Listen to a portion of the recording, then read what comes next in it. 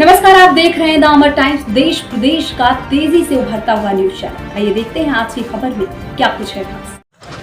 नमस्कार, आप देख रहे हैं द अमर टाइम्स और मैं हूं आपके साथ सना हुसैन। अयोध्या में दुष्कर्म मामले में योगी सरकार के निर्देश के बाद मुख्य आरोपी समाजवादी पार्टी के नेता मोहित खान के खिलाफ कार्रवाई शुरू हो गई है। बाबा का बुलडोजर मोहित खान की बेकरी पर पहुंचा। बता दें कि तस्वीरों में आप साफ साफ देख सकते हैं कि बुलडोजर से ध्वस्तीकरण का कार्य किया गया है। इसके पहले बेकरी में छापेमारी की गई। बेकरी के अंदर बने सामान को सैंपलिंग के लिए भिजवाया गया। बेकरी का लाइसेंस भी रद्द हो गया है। इसके बाद बेकरी पर बुलडोजर चला। इससे पहले शुक्रवार को मोहित खान की जमीनों की जिला प्रशासन ने पैमाइश की थी।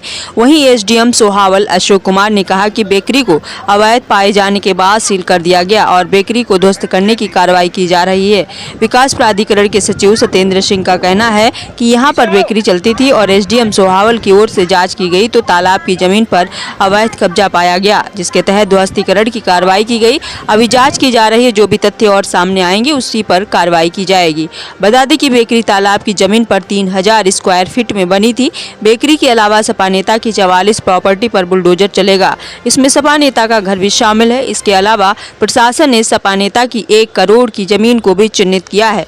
बता दें कि कल शुक्रवार को दुष्कर्म पीड़िता की मां ने मुख्यमंत्री योगी आदित्यनाथ से लखनऊ में मुलाकात की थी। इसके बाद पूरा कलंदर थाना प्रभारी रतन शर्मा और भदरसा चौकी प्रभारी अखिलेश गुप्ता को निलंबित कर दिया गया।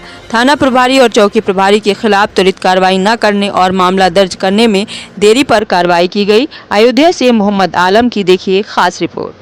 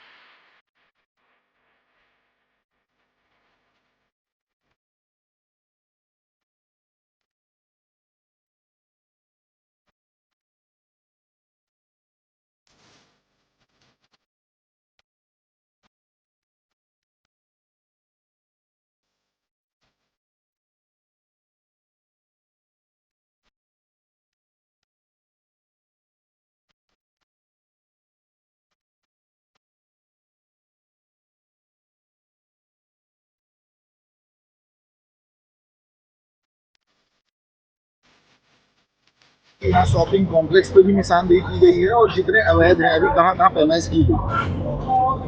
जहाँ जहाँ पर ये चिन्हित किया गया है किस शास की ज़मीन है, जैसे कि आपने देखा रास्ते की ज़मीन पर कब्जा किया गया है, चिन्हित कर लिया गया है, उस पर भी एक्शन होनी है।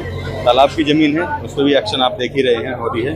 बाकी शमशान जो भूमि है उसको भी कब्जाया गया है, 630 वर्ग मीटर ज़मीन है, उस पर भी एक्शन लिया जा रहा है। तो शॉर्टली ये पता किया जा रहा है कि जो निजी ज़मीन कितनी है और सरकारी ज़मीन कितनी है जिस पर कि अवैध रूप से कब्जा किया गया है। और ये कब्जा रिसेंट का नहीं है, ये कब्जा बहुत पुराना है, 10-15 साल पुराना कब्जा है। माना जा रहा है बेनामी संपत्ति, मतलब दूसरों के नाम पे इसने कई जगह ऐसे अवैध कब्जे किए हैं, उस पर भी जाँच की जा रही है। ऐसी भी जानकारी मिली है कि बाहर से जो पैसा है उसका इस्तेमाल किया गया है, किसी को पावर ऑफ अटॉर्नी दी गई है, उसके तहत ज़मीन खरीदी गई है, लेकिन ये मैटर अलग है। वो पुलिस अपने एंगल से उसकी जांच कर रही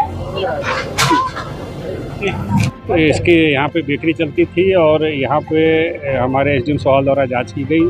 तालाब के पास ही बना हुआ है और ये तालाब की ज़मीन पर इसका कब्जा पाया गया। उसी के तहत तालाब एक रिजर्व लैंड होती है जिस पे किसी प्रकार का निर्माण किया जाना विधिक नहीं है। उसी के तहत ये यहाँ पे ध्वस्तीकरण की कार्रवाई की गई।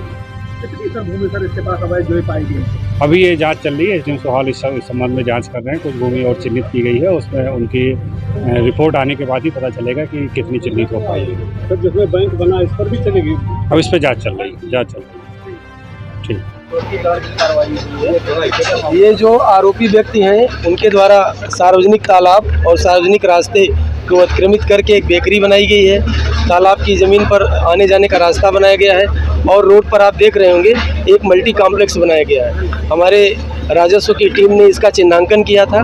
प्राधिकरण और नगर पंचायत के द्वारा विधिक कार्रवाई के उपरांत जो भी अवैध अतिक्रमण करके ये बेकरी बनाई गई थी उसको आज डिमोलिश किया जा रहा है। जो रोड पर बिल्डिंग है वो भी सार्वजनिक रास्ते को अतिक्रमित करके बनाई गई है, उसको भी, चूँकि वहाँ पर अभी बैंक चल रहा है, पंजाब नेशनल बैंक, जैसे ही बैंक के द्वारा परिसर खाली किया जाएगा हम कानूनी प्रक्रिया के उपरांत उस परिसर को भी खाली कराएंगे। इनके द्वारा अगर ये नहीं खाली करते हैं तो उस पर डिमोलिशन की कार्रवाई की जाएगी। नाम की जमीन अवैध मानी जा रही है। बिल्कुल, क्या कहते हैं, हमारे जिलाधिकारी के द्वारा कल ये अवगत कराया गया है कि कुछ दलित बिरादरी के और कुछ गरीब व्यक्तियों ने प्रार्थना पत्र दिया है कि आरोपी ने उनकी भी ज़मीनों पर अवैध अतिक्रमण किया है या कब्जा किया है, उनके द्वारा डरा धमकाया गया है। उसकी भी हमने राजस्व टीम बना दिया है। लगातार हमारी कई राजस्व टीम है जो जाँच कर रही हैं। जाँच में जैसे भी संज्ञान में आएगा कि अगर किसी भी गरीब के व्यक्ति या दलित व्यक्ति की ज़मीन पर इनके द्वारा कोई अवैध अतिक्रमण किया गया होगा तो हम नियमानुसार कानूनी कार्रवाई करते हुए उसको भी खाली करा के उन गरीब परिवारों को उनकी ज़मीन वापस दिलवाएंगे। ठीक है। आज के समाचार में बस इतना ही। हम मिलते हैं दूसरी खबर में, तब तक देखते रहिए द अमर टाइम्स। हमारे न्यूज चैनल को लाइक, सब्सक्राइब और शेयर करना ना भूलें। हम मिलते हैं आपसे दूसरी खबर में, तब तक के लिए धन्यवाद।